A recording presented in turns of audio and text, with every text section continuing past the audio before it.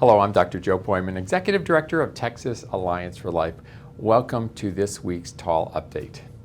On Tuesday of this week, the Texas Senate State Affairs Committee advanced three of Texas Alliance for Life's top legislative priorities: the Human Life Protection Act, SB 9, authored by Senator Angela Paxton; the Chemical Abortion Safety Protocol Bill, SB 394, authored by Senator Eddie Lucio Jr., and SB 650 to stop cities from promoting abortion by funding abortion support services by Senator Donna Campbell. These bills are also supported by a coalition of major pro-life organizations, including the Texas Catholic Conference of Bishops, Texans for Life Coalition, and many others. We commend the Senate State Affairs Committee for passing these three pro-life bills favorably from the committee. Several of our board, staff, and partners testified on behalf of these critical pieces of legislation in the Senate State Affairs hearing on Monday the 15th. I want to share some clips of those testimonies today. We'll start with one of our top priorities, SB 9, the Human Life Protection Act. This is the only pro-life bill filed in the 87th legislative session to protect unborn babies from conception to heartbeat to birth. I explain why that is here in my testimony. Let's take a look at that now. Dr. Pojman, you're very familiar with the procedures. If you would state your name, whom you represent, you have 5 minutes. Yes, sir. My name is Dr. Joe Pojman. I'm Executive Director of Texas Alliance for Life, and I'm speaking for that organization in support of Senate Bill 9, the Human Life Protection Act. SB 9 is a complete ban on abortion beginning at fertilization that will go into effect when and to the extent the Supreme Court reverses or modifies Roe v. Wade and Planned Parenthood v. Casey. We cannot thank Senator Paxton enough for authoring this momentous bill. The Supreme Court's terrible precedent in 1973 Roe v. Wade and 1992 Planned Parenthood v. Casey decisions ties the hands of the legislature. It prevents you from banning abortion or imposing any abortion regulation that creates a substantial obstacle to a woman's effective right to elect the procedure before the viability of an unborn child. And of course, viability is, in the eyes of the Supreme Court, when the child can live if born alive. We saw what the Supreme Court did in the Hellerstedt case when the court decided some of the HB2 safety regulations imposed a substantial obstacle to abortion. The result was an unenforceable law and a court order for Texas to pay more than $2 million in court costs and attorney's fees. However, in a matter of months, the Supreme Court may change that terrible precedent.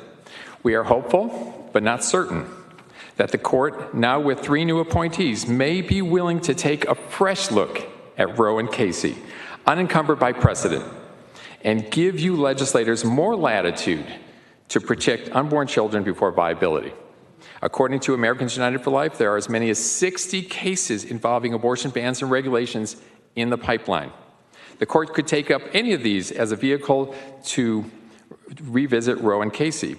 One of those cases, Dobbs v. Jackson Women's Health Organization, involves a Mississippi law banning abortions beginning at 15 weeks, a clear violation of the Roe and Casey precedent. If the court changes this precedent and allows states to protect non-viable unborn babies, Texas needs to be ready with a new law to ban abortion to the extent allowable under the new precedent. SB 9 is that new law. Under SB 9, any person who performs an abortion, except to save the mother's life, commits a first-degree felony. Any woman on whom an abortion is performed or attempted may not be prosecuted.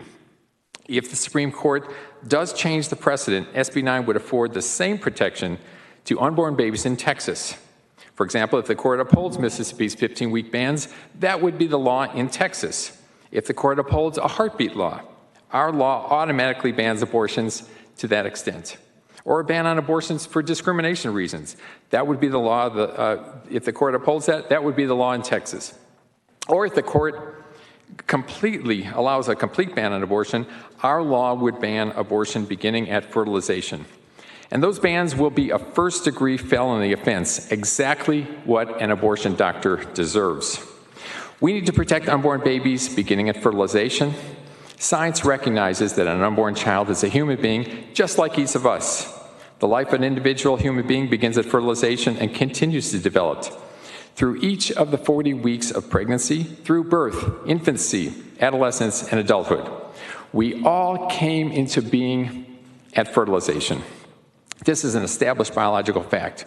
When people say, listen to the scientists, My organization agrees 100%. Our statute and rules in Texas recognizes that life exists in the womb and begins at fertilization. We have numerous provisions that reflect that. Perhaps the most striking is the Penal Code, which defines an individual as a human being that is alive, including an unborn child at every stage of gestation from fertilization to birth. And relying on that, Chapter 19 recognizes homicide of an unborn child. And this has been in the law since 2003, and I want to thank some of the senators on this committee who voted for that. Senator Nelson, Senator Lucio, Senator Zaffrey, and of course, Chairman Hughes. We cannot thank all of you enough. Banning elective abortion beginning at fertilization, SB 9 is a natural extension. One more point.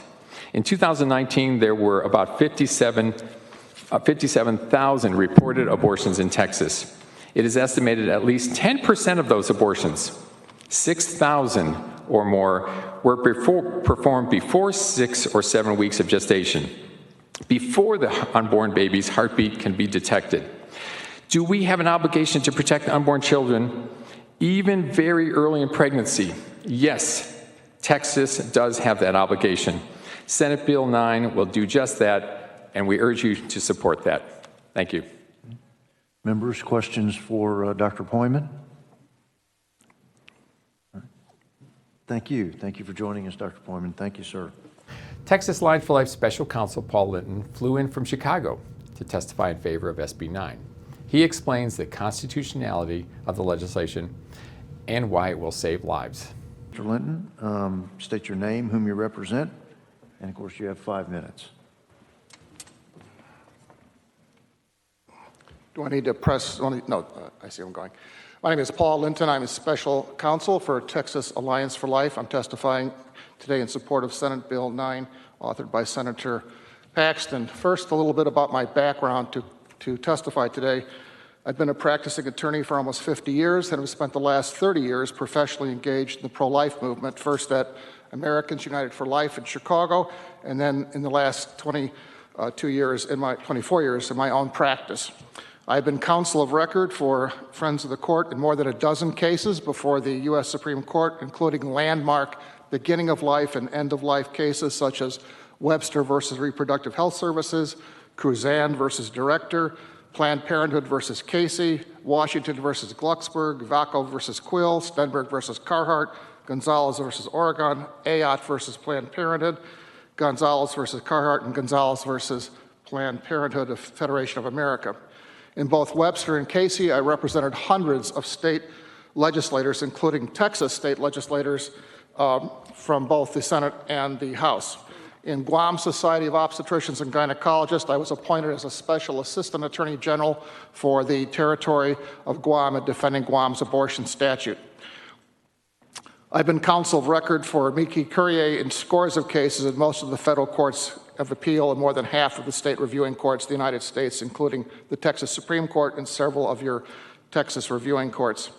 Turning to the legislation at hand, Senate Bill 9 would restore legal protection for unborn children from conception to birth upon a decision of the Supreme Court restoring the authority of the states to prohibit abortion or the adoption of a federal constitutional amendment that would do the same. SB 9 would prohibit abortion throughout pregnancy, except in very narrow circumstances, which are essentially the same as those under which abortion after 20 weeks may be performed in Texas. Life of the mother and an extremely narrow physical health exception. Now, the first question that might be asked about this legislation is, why is it necessary? After all, Texas has never expressly repealed its pre-Roe abortion laws. That's true. Although it hasn't expressly repealed them, you have a decision from the Fifth Circuit Court of Appeals in McCorvey versus Hill holding that the enactment of post-Roe laws regulating abortion repeal by implication the pre-Roe laws prohibiting abortion. That decision is not binding on any state court, but it places a cloud over the status of the pre-Roe laws, and one of the purposes of this bill is to eliminate that cloud. It would ensure that Texas would have a law in place to prohibit abortion upon the overruling of Roe without having to enact yet another law. Let me emphasize, as the author did, under this law, the woman herself could not be prosecuted and could not be the subject of any civil liability for it. At this point, I'd like to say a few words about the circumstances under which the criminal and civil penalties authorized by the bill would go into effect. These have been outlined already by the author. There's nothing novel or unusual about having a law that becomes effective upon a future contingent event. This is done in a variety of contexts. Texas, for example, has made statutes take effect upon identifying and securing adequate state funding, federal funding, upon the concurrence of other states, or the concurrence of other states in the federal government, or upon the enactment of federal law authorizing imposition of a sales tax on remote sales. In addition, Texas has made certain provisions of criminal law take effect upon a future contingent event, which in the case under the Texas Controlled Substances Act involves automatically adopting the classification of laws prohibiting drugs by the federal government. None of this involves an improper delegation of legislative authority under Article 2 or Article 3, Section 1 of the Texas Constitution. Unlike the abortion bans that have been enacted in some other states, this does not require the action of any third party to make it effective. That's intentional. Requiring the action of a third party like the Attorney General or the Code Commission or someone else, that places in the hands of a third party the ability to nullify the law if that person is hostile to the legislation or merely indifferent. So I would suggest that this is the proper approach. This is the one that's being used by 4 other states and is being considered by Ohio. Finally, a comment about the issue of notice. It's a basic principle of due process of law that you're entitled to notice that your conduct could be criminal. And this is provided adequately by the 30 days notice that's provided under the law. And I would point out that Texas has the authority under the Constitution of its state to make a law immediately effective upon passage, in which case there would be no notice to anyone. So there's no question about the adequacy of notice here. Finally, I would be happy to answer any questions that members of the committee might have. Thank you for your attention. Thank you, Mr. Linton. Members, questions of the witness? All right, hearing and seeing none. Thank you for joining us today, Mr. Linton. Thank you. Sylvia Johnson Matthews of the Houston Pregnancy Help Center of the 5th Ward and 3rd Ward testified in favor of SB 9, the Human Life Protection Act. To say the committee was captured by what she had to say would be an underestimation. Let's take a look at her testimony and their response. I'll call Sylvia B. Johnson Matthews, who's been here all day. I know many of us have. Thank you so much for making the trip from the Houston area, it looks like. That's right, from the 5th Ward and 3rd Ward of Houston, Texas. My name is Sylvia B. Johnson Matthews, and I serve as the Executive Director and Founder of the 5th Ward and Houston Downtown Pregnancy Help Center. I am here today to give you testimony and be a voice for many of the women of my color and my ethnic background who is not here to speak for you today. Last year at the Houston Pregnancy Help Center, 5th Ward and 3rd Ward location, we served over 14,000 client visits. We did not close during the pandemic, and thanks to the Alternative to Abortion funding, we were able to give out over 78,000 items to women who were in need and needed those essential items during the pandemic. That's what we can do as a state together to give women real help, real-time services when they're in need of it.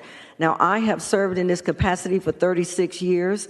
I'm not new to this, I'm true to this, and my goal is to continue to do this, to have more capacity to do this, and I tell my staff all the time, the 14,000 client visits we saw last year was just a test run. When Roe versus Wade is overturned, that's when the real work begins, and we are ready to do that. Thank you so much for allowing me to share. Ms. Johnson Matthews, thank you for sharing. Thanks for doing the work. Senator Lucio has a question for you. So, yeah, thank you for staying here on this. I saw you over there, and I knew that you were here for a good reason. That was to leave a very good, positive message, which you have. I couldn't help but feel as you were talking, and you started doing this at a very young age, 6 years ago, because you're pretty young still. Thank you. I can't thank you enough for your compassionate heart. And God made you the way you are, a beautiful lady, because he was going to give you a big heart Thank you so to much. carry around with you to help people, especially young ladies that needed your support. And I can't help but hope and pray that we can have a Sylvia like you in every community in our state, because you're making it better. You're improving the quality of life for people. You're sustaining life, but more importantly, you're making sure that life comes to be, and that the unborn yet will be born and will have the support they need to be able to make it in this world of ours. So thank you, and we're here to tell you that we're going to support you in what you do every step of the way. You got my support. Thank you so much. I appreciate that, and thank you for all that you do in this room. But hear me, the voices of minority women are speaking loudly today that there is help available because of what you do here. Thank you so much. Thank you. Thank you. No, hold on just a minute. I think Senator Birdwell also has some questions for you. I bet it's Not a- encouragement. not I a don't know. question, Let's see. Mayor. I was just going to say ditto to what Senator Lucio said, because 36 years is a long time. That is a lot of rigor, to say the least, and particularly in a tough environment. And so God bless you for what you do. Thank you, ma'am. Thank you so much. God bless you. Thank you. Ms. Johnson-Matthews, just thank you for coming alongside those mothers, for helping them before, during, and then even when the little child comes along, offering support that they need. Thank you for doing that. Thank you for being here. Resources for Women Executive Director Jerry Lynn Scott testified in favor of SB 9 as well. She shared her powerful testimony on the life issue and how she came to counseling abortion-minded women to choose life. You don't want to miss her stirring testimony. The chair calls Jerry Lynn Scott. Ms. Scott.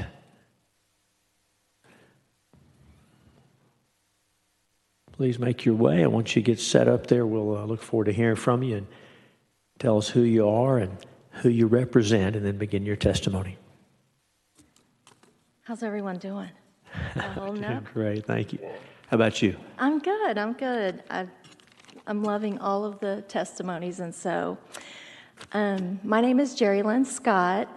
I'm the Executive Director of Resources for Women, Pregnancy Care Center in San Antonio, and I am representing myself, my unborn child that I lost to abortion, and Resources for Women in support of Senate Bill 9, the Human Life Protection Act. I'm going to admit my age. I'm 54 years old. At the age of 16, I had an abortion. 38 years after my abortion, it still affects all aspects of my life even today. Myself and millions of other post-abortive women have suffered a great loss for far too long. The silent suffering of post-abortion syndrome has stolen far too many women's lives, and it's time to end this suffering for future Texas women. I have spent the last 20 years of my life helping Texas women find healing and hope after their abortion. I have witnessed firsthand the heartache a woman faces and lives with for the rest of her life after she makes her abortion choice. Every year that passes, you calculate what birthday this would be, all the milestones that you miss. For me, my son or daughter would be 38 years old today. Not only have I taken my child's life, but possibly now my grandchildren's life. My abortion has potentially affected 3 generations. I've had to rely on antidepressants to help me cope with my abortion even today. The anxiety from my thoughts of my surgical abortion are overwhelming, and this is not just my story. As a proud Texas woman born and raised, I'm an advocate for all women born and unborn. We must stop killing our future Texans and stand arm in arm to protect the most precious, the most innocent of our great state. I truly believe that women do not want the choice to take the life of their baby. It's been proven that when women are given proper education and resources, the most abortion-determined women will choose life for their unborn baby. I know this because I sit in the room and counsel with them every day. An abortion is the only elective surgery that permanently stops one beating heart and breaks the other. I hope and pray that you will all support all pro-life legislation that has been presented today. Thank you. Ms. Scott, thank you for sharing your story with us. I think Senator Lucio has a question for you. Ms. Scott, I don't have a question, but I just can't help but say a word or two to you. Tonight, we want to help you mend your broken heart by telling you that we love you. We appreciate what you've done over the last 2 decades to make a difference to so many young ladies out there. And I want you to know that those listening tonight that are not here, you have won their hearts. So you picked up a lot of hearts tonight, and know that you're well respected for sharing your story, for making sure that you didn't make that mistake again. And even though we look at it as a mistake, you have been forgiven 20 times over, 100 times over, because you now represent what's good in this world. And that's all that's important.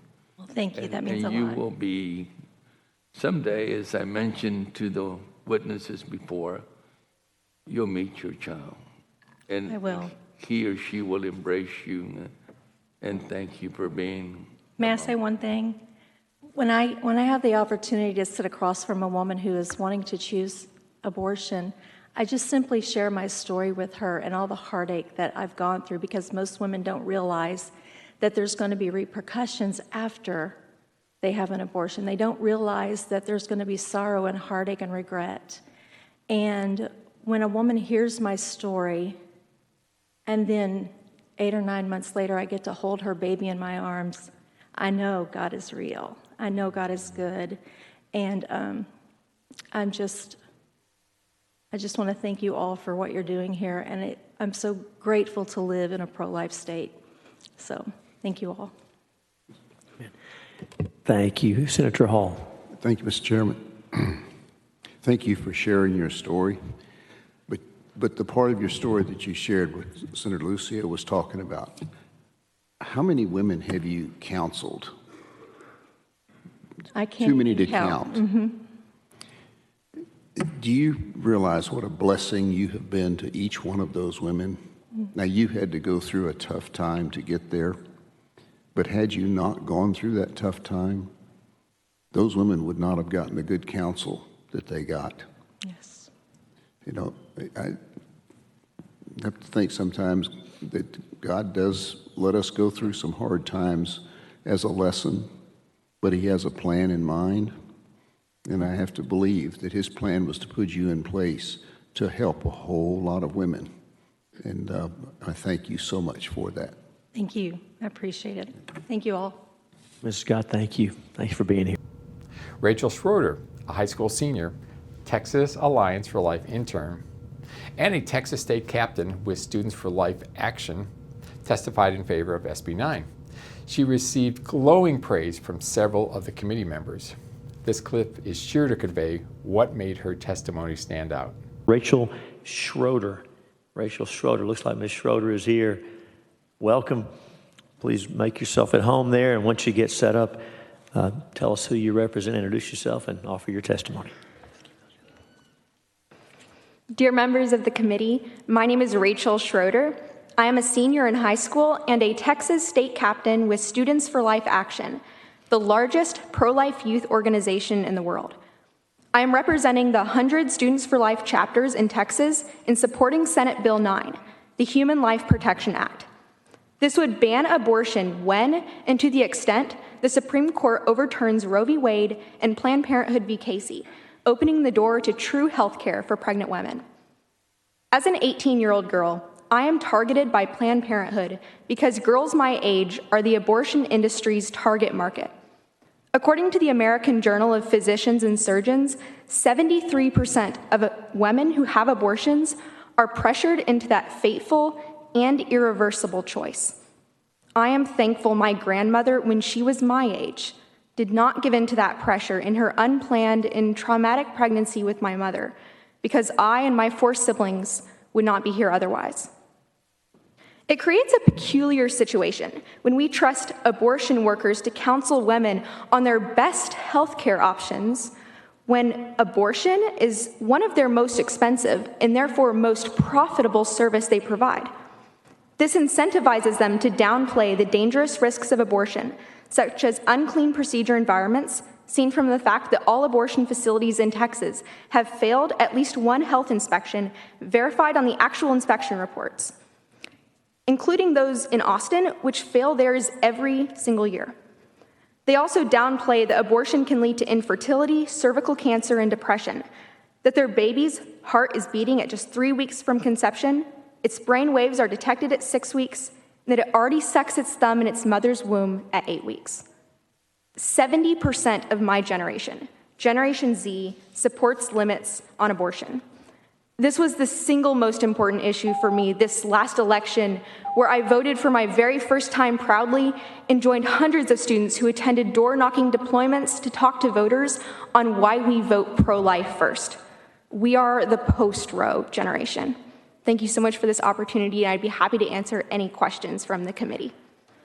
Ms. Schroeder, thank you for your testimony. Senators, I think Senator Lucio has a question for you. Go ahead. Well, if there was ever any young person that led through example, you're it.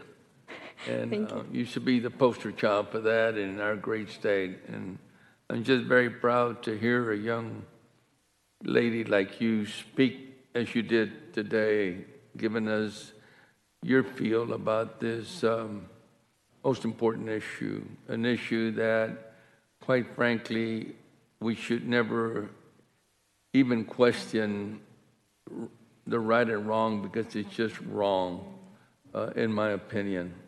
To take a life of the unborn and not give it an opportunity that we had to live and to experience, youth and everything else that comes to us during our lifetime is something that, quite frankly, is and many times, and I say it with all respect, unforgiving to God, because we violate His will along the way. And I'm just very proud to know you and know that there's so many like you in our great state.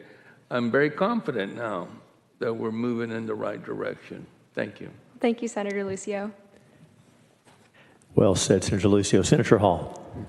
Thank you, Mr. Chairman. I, too, want to commend you for taking action the way you have, the way you've presented yourself and what you're doing, and I hope you can encourage many of your other classmates to do the same thing. You're, like Senator Lucio said, we're on the right track, we're moving in the right direction, and to see young folks like you picking this up now is really makes us feel good.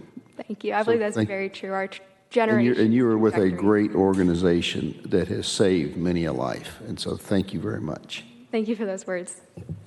Thank you, committee.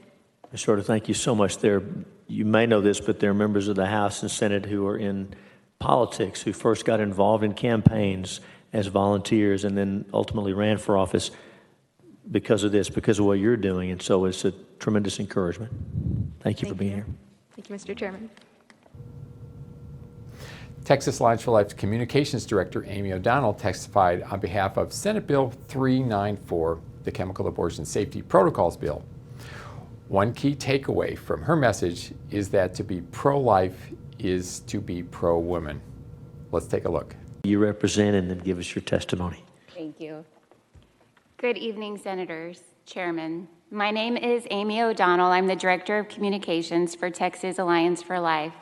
I'm testifying today in favor of Senate Bill 394 to keep our state's RU 486 safety regulations so that drug-induced abortions maintain adequate safety protections if the federal courts or the Biden administration blocks the FDA regulations. In 2013, thanks to then Senator Dan Patrick, the legislature included in House Bill 2 crucial provisions to protect the safety of women undergoing drug-induced abortions, paving the way to these protections we seek to maintain today. Drug-induced abortions are the second most common method of abortion, making up 40% of the abortions that take place in Texas. Even under the best of circumstances, they result in a 4-time higher complication rate than surgical abortions, according to a credible study published by the American College of Obstetricians and Gynecologists. Under the FDA regulations and current state law, a woman must see a physician before obtaining chemical abortion drugs. This in-person visit is essential. A physician can ascertain whether her pregnancy is ectopic, whether she is Rh negative, and how far along the pregnancy is gestationally.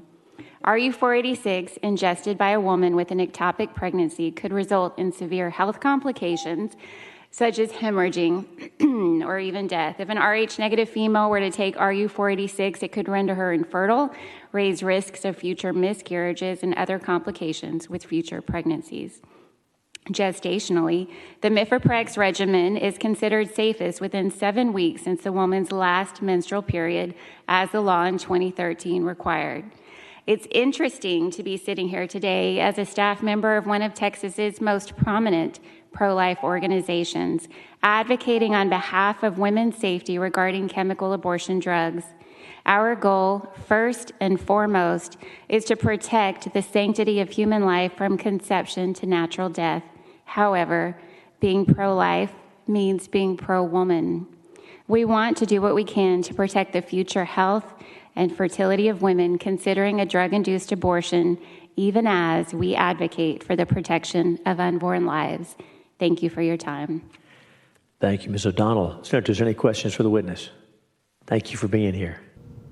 We have another goal to pass Senate Bill 650 to cease funding of abortion logistics support services by local governments like the City of Austin.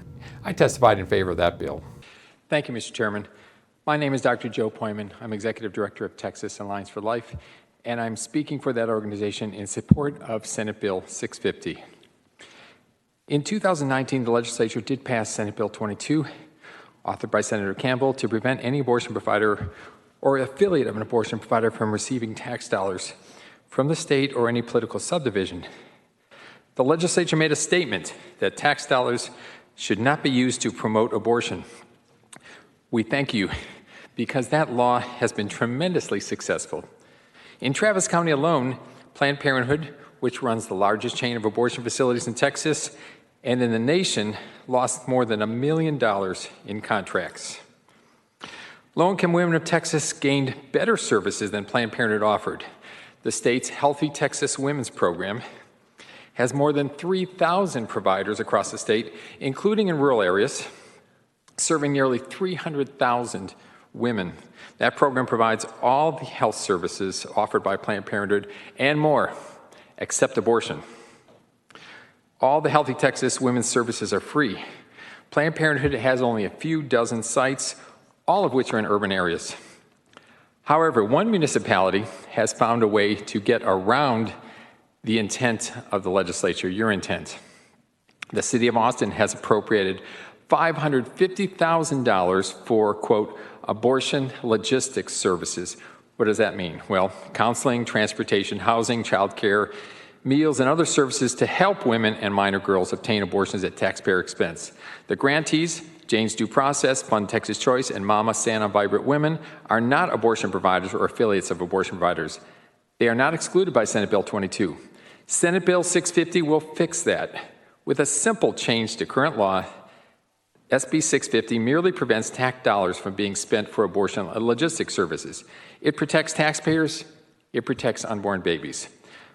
By the way, since more than 82% of pregnant women choose to give birth for their babies, why doesn't the City of Austin consider funding for transportation to life-affirming pregnancy centers instead of abortion facilities?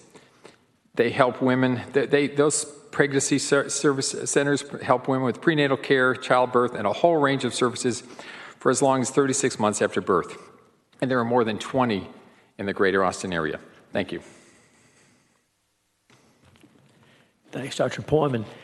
Senators, any questions for the witness? Yep. Thank you for your testimony.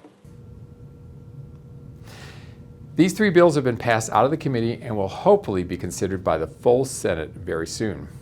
In the last 2 decades, the progress Texas has made towards protecting unborn babies has been nothing short of breathtaking. We hope Texas will have another pro-life session, and those bills will add to Texas' reputation as a leader among pro-life states. Thanks for tuning into this week's TAL Update. I hope to see you back here again next week.